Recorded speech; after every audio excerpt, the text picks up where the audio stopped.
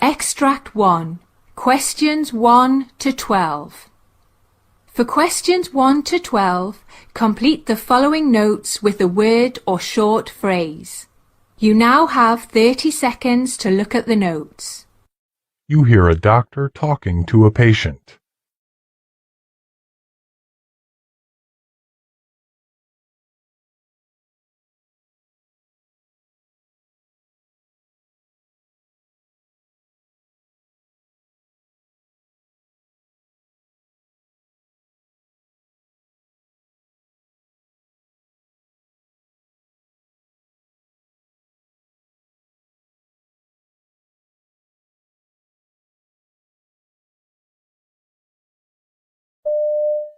Well, I've got these skin problems which seem to be getting worse.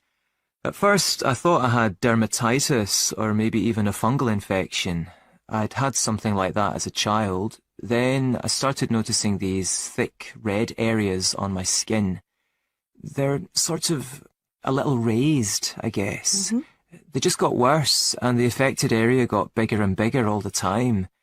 I was a bit worried that it might be contagious, you know. I was worried I'd picked up something from one of my young nieces. I see them quite a lot. And these patches are... They're mainly on the outside of my elbow and over my kneecaps.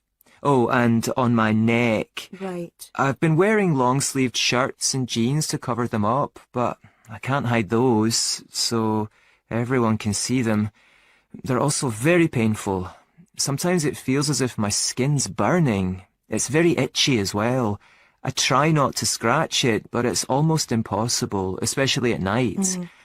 Sometimes it's so bad that I find it hard to get comfortable and I can't sleep. It leaves me tired most of the time, and that has an impact on my work during the day, quite apart from the embarrassment of the symptoms themselves. I'm a tour guide, you see, so I'm very much in the public eye. Yes, I imagine that it's been difficult for you. Have you tried taking anything? Well, I tried to fix the problem myself at first. I bought some cream from the pharmacy to see if that would help. Sorry, I can't remember what it was called. That's okay. It didn't do any good anyway. So I tried a non-allergenic soap, but that didn't make any difference either. I just want to get something which will clear this up. Yes, I understand. Are there any other health issues I should know about? Maybe when you were a child? Not really. I used to get acne as a teenager, but no worse than anybody else, and it cleared up by itself, really. At the time, you're very aware of these things, aren't you? But I haven't had any other problems like that. But there was something else that I didn't tell my GP about. I'd forgotten about it because I hadn't been to see her about it. I went away on holiday with a friend the summer before last, and we managed to pick up scabies from one of the cheap hostels we stayed in. Right. I was covered in a rash. It was extremely irritating at night. Now I think about it, it was all over my body, especially around my midriff. It looked like I was covered in little pimples. Fortunately, we got rid of it using a lotion from the pharmacy, but I never mentioned it to my doctor. I see. And any other health problems? Oh, I did have a bladder infection a while ago, last year I think, but I haven't had any problems since then. Do you think that could have caused my current problem? I shouldn't think so. You're probably aware that this is quite common, and I noticed that your GP sent away a urine sample for testing before referring you to me. The results are quite normal, so I wouldn't be concerned at all. Well, that's something, I suppose. Okay, well, as you say, it's different from your current symptoms. What about the effect your current problem is having on your general mood? I'm just sick of dealing with this. It's really knocked my self-confidence a lot and affected my body image so that I don't go out much anymore. I have to go out to work, obviously, but I sort of keep away from people as much as I can. I think because everyone can see I've got a problem, it's stopped me from doing things like playing sport or swimming. I feel lonely most of the time and a bit depressed, if I'm honest. I'm also concerned that I haven't started any treatment at all. I'm hoping that it's not too late now. I can appreciate your concerns. Now, what I'd like to do is give you a skin biopsy as soon as possible to see exactly what's going on. I think we can book you in for that early next week. Once we get the results, I'll be able to get you started on some...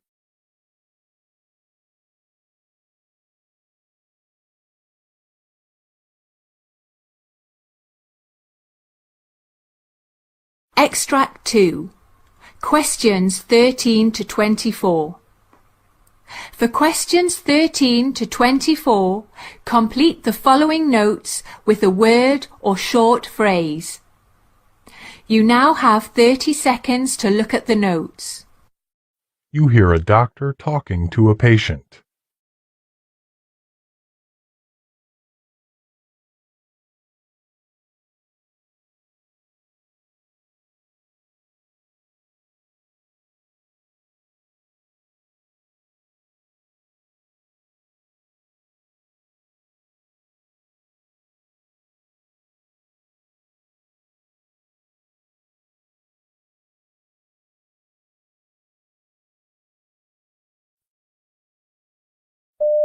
So I have your notes from the sports medicine clinic, and it looks as if you've had quite a few problems in recent years. Yeah. Would you like to talk me through them? Okay, well, the first time I got hurt was 2 years ago. I took a fall while I was rollerblading and I hurt my right wrist here on the side. So I didn't do anything right away, but next day I went and saw the doctor and they gave me an x-ray, but they said they couldn't see anything wrong and they just gave me some exercises to do. Right. Then a year ago, I hurt my right shoulder here when I came off my snowboard and hurt myself. That's never really gotten better. And I understand you've had about 10 visits to the clinic over the last 2 years.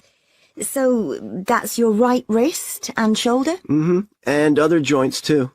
Tell me about this pain in your shoulder. Is there anything that makes it feel worse? Well, I like to do a lot of exercise, but that definitely makes it worse. Like if I do a set of pull-ups in the gym or rowing, or if I'm using the free weights, pretty well any sort of exercise I do, I find the pain's pretty bad. Right. And it's not just when I'm in the gym, it's constant, all through the day. There's no fluctuation, so I never get a break from it. It's really got me down, and no one seems to know what to do about it. They've diagnosed various different things, and I have to lie on my left side at night, or the pain disturbs my sleep, so that's not easy. So, apart from that, are you generally in good health? I suppose so. But what I've noticed is that my right wrist sometimes feels cold, Okay. and there's no reason I can see for that. And the same for my left knee. It suddenly goes cold. It's very strange. When I told the doctor about that, he checked to see if the blood flow was okay, and it was. Right. And he asked if I felt any numbness there, but I don't. Okay. That's quite strange. And have you had any medical problems in the past? Well, the only thing really is, I used to have really bad acne. It started when I was about 13, and I got it on my face, and then it spread to my back, and nothing I did seemed to have any effect on it. Like, first, my mom went to the pharmacy, and she got this stuff I rubbed on. I can't remember the name. It was something peroxide. Benzoyl peroxide? Yeah, that's it. But that didn't do any good, so my mom took me to the doctor, and he gave me antibiotics, and they didn't do much either. Then I read this article that said it can be caused by your diet, and you should cut out dairy products. So I did that for a bit, but it just got worse. And it got so I didn't want to go out or anything. So then my doctor referred me to the hospital, and I saw a dermatologist. She was really nice, and she prescribed me some stuff that was much stronger, and that did have an effect for a bit, but I got really dry lips, and they started cracking and bleeding. Okay. And another side effect, well, she said she wasn't sure it was due to the medication, but I think it was. Every so often, I started getting this awful depression. So, in the end, I stopped taking anything, and it seems to have sorted itself out. Yes, your skin looks fine now. Right, so let's have a look at this shoulder of yours. Can you take... That is the end of Part A. Now look at Part B. Part B. In this part of the test, you'll hear 6 different extracts. In each extract, you'll hear people talking in a different healthcare setting. For questions 25 to 30, choose the answer A, B or C, which fits best according to what you hear. You'll have time to read each question before you listen. Complete your answers as you listen. Now look at question 25.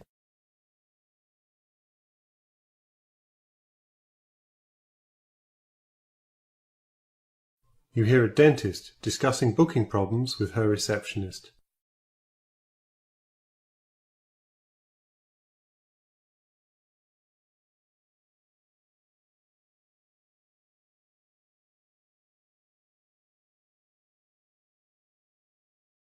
Hey Kieran, Mr. Lau just mentioned that he'd tried to reschedule his appointment yesterday, first online, and then when that didn't work, he called up. But apparently he couldn't reschedule. Any idea why? I wasn't working yesterday, but let me check the notes. So, Lana left a note about the call. She says that Mr. Lau wanted to reschedule, but we didn't have any other appointments this week after 3 p.m., which is the only time he could make. He asked if he could make an appointment next week, but his procedure was marked on our system as urgent, so she had to make it in the same week. The system wouldn't have let her reschedule it any later. She wouldn't have had the authorization to change that. Still, she should have discussed this with you at lunch or at the end of the day, because then you could have decided whether it could have been postponed for a week. Yeah. In his circumstance, it would have been fine to reschedule at a slightly later date. We should prevent something like this from happening again. You're right. I'll talk to her about it tomorrow, and I'll send out an email to everyone else so that they're aware.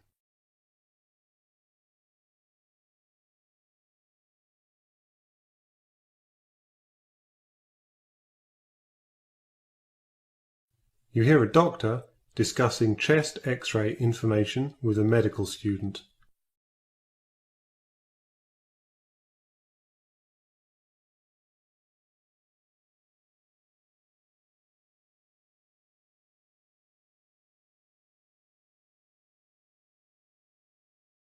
Hey, Dr. Yan, we've got the x-rays back from Mr. Regis in bed 8 from this morning. Great. Can you document them in the notes? Do you mind showing me how to write the interpretation properly? Of course. Make sure you put the patient details. Full name, date of birth, patient number, and home address first. Then put the hospital and ward, date, and time. Make sure your name is on the document too. Include the indication for the x-ray like hemoptysis or dyspnea before documenting your interpretation. Now, I use a simple mnemonic to make sure I don't miss anything. A, B, C, D, E. Airway, trachea, carina, bronchi, and the hilar structures. Breathing, lung fields and pleura. Cardiac, heart size and heart borders. Diaphragm, position, shape, and costophrenic angles. Finally, everything else, the mediastinal contours, bones and tubes or devices. Make sure you document everything clearly using this system in the notes.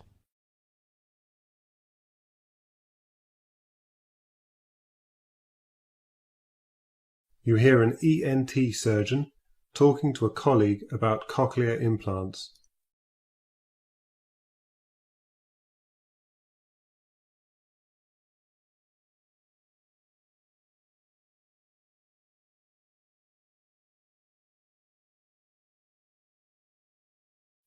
We implant an electrode array which looks like several small wires made of a platinum iridium alloy into different regions of the cochlea.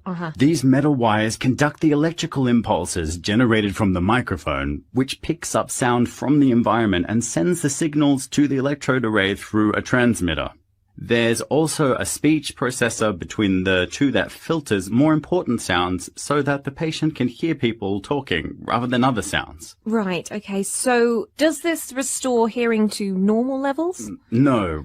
With the current technology, we're giving deaf people a good representation of sounds from the environment and help to understand speech. After surgery, patients undergo therapy to relearn the sense of hearing. Not everyone benefits from the device to the same extent. Right. You hear a GP talk about type 2 diabetes mellitus.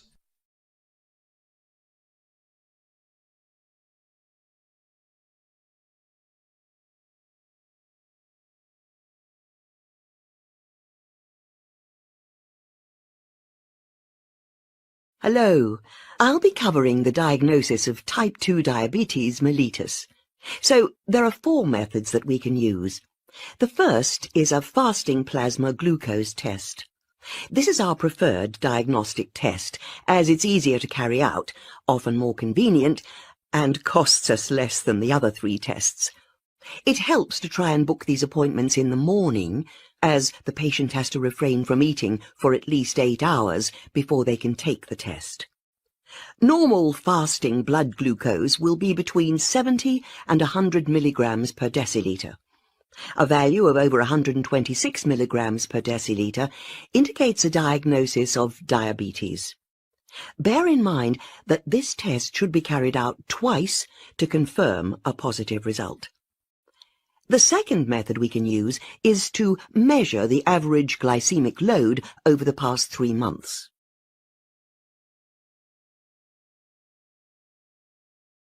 You hear a dentist talking to a patient with a chipped tooth.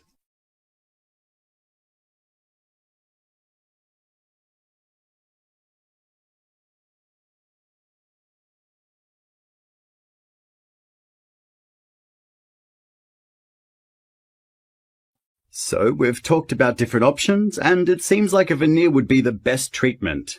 Given the cost of the procedure, are you happy to go ahead? It's quite expensive, but I definitely need to get it fixed. Will it stay put? Veneers tend to need replacing every 10 to 15 years, so they are a long-term solution. It will certainly be more durable than composite bonding, and it will look more realistic too. Oh, okay. That's great. And is there anything I can do to extend their lifespan? Well, you need to maintain good oral health. You know, brushing, flossing, regular checkups. You should avoid brushing your veneer too hard, as it could cause damage. Okay.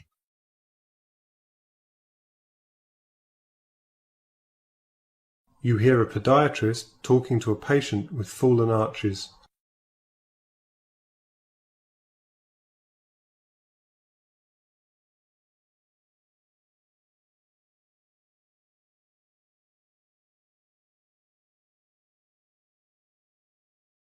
So, you say you're experiencing foot pain.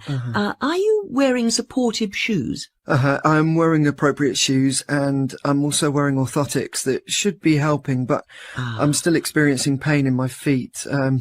Sometimes they feel a bit numb too. Right, okay. And you mentioned that you've been given some foot exercises to do? Yeah, the physiotherapist I went to showed me those. At first I thought they were helping, but now I think I'm as bad as I've ever been. Is there anything else we can do?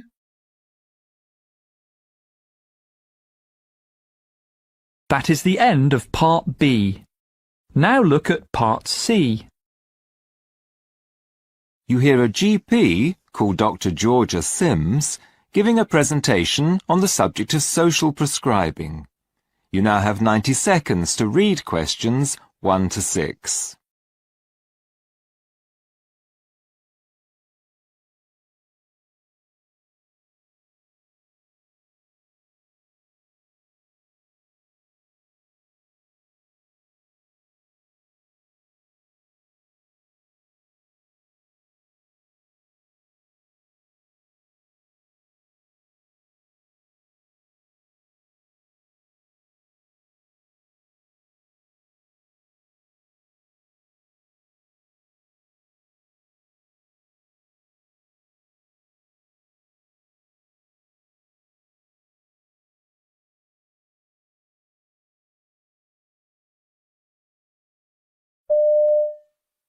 Hello, my name's Georgia Sims, and I'm a GP working at a practice in a small country town. My special interest is community mental health, and my presentation today is on the subject of what's called social prescribing. I've been involved in a community health project which has been using this and which seems to be making a difference to the well-being of some of my patients. The project was inspired by the recent initiative that encourages GPs to include social prescribing in a patient's therapy. GPs are now able to write a prescription that allows a patient to attend one of a number of activities, each of which focuses on sociability and the feeling of belonging to a community. The activities encourage patients to link in with non-medical sources of support in both indoor and outdoor contexts. When I first heard about social prescribing, I had some concerns, but I was still keen to explore how it might be of help to my patients who suffer from moderate levels of depression and anxiety. I identified 3 long-term patients who often spoke of loneliness and feelings of isolation in addition to their mental health issues. But I was a little worried that the effect might be to reduce the input of GPs in patient care and cut back on the amount of direct contact GPs have with them. But after reading about various social prescribing projects that had been underway for a while, I realised this wasn't the case. Indeed, I began to see that my having the ability to prescribe a social activity would be helpful to my patients. Although there are several activities that lend themselves to social prescribing, like walking or singing in a community choir, I decided to go with a gardening project for several reasons. I'd already been contacted by the manager of a well-established community garden, which is tended by volunteers. Unfortunately, some volunteers had recently moved out of the area and more needed to be recruited. The garden is located close to public transport, which was an important consideration as none of my patients are able to drive for medical reasons. My hope was, of course, that the activity would improve their physical health. I'd previously encouraged them to try keep fit sessions, but this hadn't been a success. But I also hoped that being out in the fresh air in a non-threatening environment would have a positive emotional effect on them too. I was cautiously optimistic about the benefits to my patients of becoming involved in the gardening project. However, I was concerned that the hard work involved in digging a garden might be a daunting prospect for some of them, particularly those who had physical limitations related to health conditions. For example, one patient had undergone knee surgery the previous year and was understandably cautious about digging. Another patient has chronic back pain and was therefore unable to bend or stoop down. It was important to make sure the project manager was aware of their limitations and could tailor the activities to suit the patient's abilities and reassure them that the activities were indeed within their capabilities. After the first month of the project, I spoke to each of the 3 participants individually and was pleased by their feedback. All reported that they were enjoying an enhanced sense of well-being. They all admitted that when I first talked to them about the gardening project, they'd not expected to enjoy being out in the fresh air as much as they eventually did. This was the most welcome news for me. All other attempts I'd made to get them involved in such activities had been unsuccessful. One patient added that he left the gardening project each week feeling that it was a job well done. And I was very happy to hear that all 3 felt they had more self-confidence and felt that the future was brighter for them as a result of taking part. It all boded well for initiatives we might go on to set up. Looking back, I realised that I'd been unnecessarily sceptical about prescribing activities that were already available in the community. After all, I'd reasoned, People have been able to join all sorts of community projects on their own for a long time. Why would a GP's prescription make a difference? Something that one patient said, however, brought home to me the value of social prescribing. When I asked him how he felt about being involved in the gardening project, he said, "Without your gentle push, I'd never have considered it." When I asked him to explain, he said that it was like any other prescription I gave him for his condition. He trusted my expertise and viewed my social prescription as another part of his treatment. This, above all, has convinced me that social prescribing is a valuable addition to a range of mental health therapies. Now look at Extract 2. You hear an interview with a physician called Dr. Tadita Hussain, who's talking about treating patients with cystic fibrosis.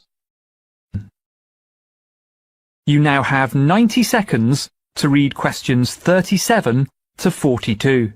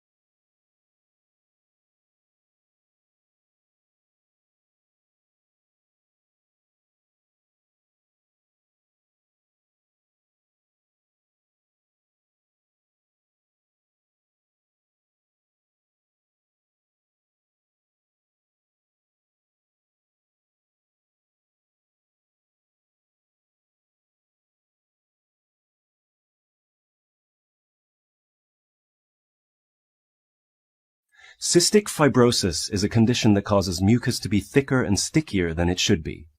Dr. Tadita Hussain specializes in cystic fibrosis treatment and is here to share her thoughts on caring for people with the condition. Tadita, can you tell us a bit more about patients who suffer from cystic fibrosis? Absolutely. Sufferers tend to carry 2 to 5 times as much salt in their bodies as those without the condition, so you can see why their mucus is thicker than average. Treatment for these patients is usually quite time-consuming and repetitive. Patients are often required to stay in hospital for long stretches, and as the symptoms of the condition begin to present very early on in the patient's life, many of my patients are young people, and so we tend to see lots of patients with cystic fibrosis finding these hospital visits frustrating. Right. In fact, throughout the UK, about 80% of patients with cystic fibrosis who are hospitalised report feeling at least minimal levels of depression. How about young patients who aren't currently hospitalized? What can be challenging about their treatment? Well, patients can be required to take around 30 pills a day to keep cystic fibrosis under control. So it's understandable that teenagers and young people who just want to be free and independent might resent this ordeal if they think they can get away with it. One of the most difficult things we have to contend with is the fact that if patients stop taking their medication or doing their daily breathing treatments, their condition won't immediately worsen. Instead, it will gradually become more severe until they contract a serious infection, which puts their lives at risk. So, what approaches do you use when treating patients with cystic fibrosis? Well, we've found distraction therapy to be extremely useful. We're incredibly lucky to have received a donation of a number of virtual reality headsets following their success in a number of treatment trials. We use the virtual reality headsets to transport the patient to outdoor settings, often corresponding to the activities they're required to do with us.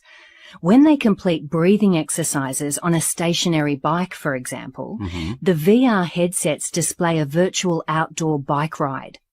Our patients find it helpful to pretend to be somewhere else during treatment, and it's often easier for us to administer breathing treatments to patients using these headsets, as they're more relaxed when they're not focused on the actuality of the test.